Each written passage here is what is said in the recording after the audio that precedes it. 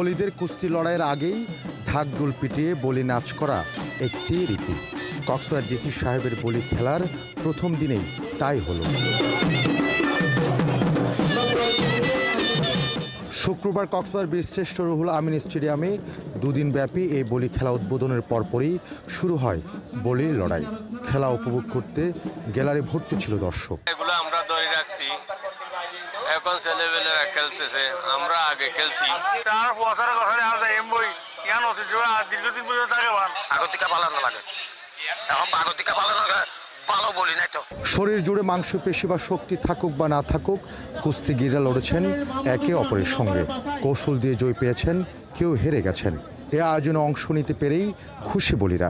বীরশ্রেষ্ঠ রুহুল আমিন স্টেডিয়ামে এই খেলায় আয়োজিত করছেন, আমরা তো কৃতজ্ঞতা জানাই। চ্যাম্পিয়ন হবে ইনশাআল্লাহ আশা করি।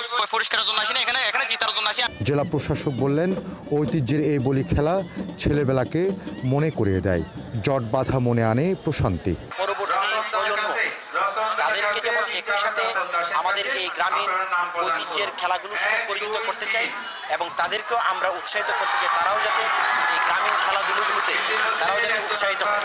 আয়োজকরা বললেন, মানুষের জীবন থেকে গ্রামের অনেক কিছুই হারিয়ে গেছে। বলি খেলাকে ধরে রাখতে তাদের এই চেষ্টা। যারা এই মৃৎশিল্প, কুটির শিল্প এবং গ্রামীণ যে শিল্পগুলো দিয়ে কাজ করে তাদেরকে যাতে উৎসাহিত করার জন্য প্রণোদনার মাধ্যমে যাতে শিল্পটা আমরা ধরে রাখতে পারি। এখন আরো ফুয়াশো খেলের এখন বাহিনীর বলি খেলা এখন আল্লাহ বলে আর খুব খুশি।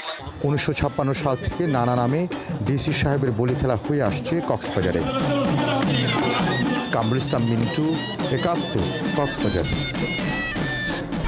1, 2, 3 ঢাকায় জমি জিতে নিন 100% ক্যাশব্যাক সহ 20 কোটি টাকার পুরস্কার।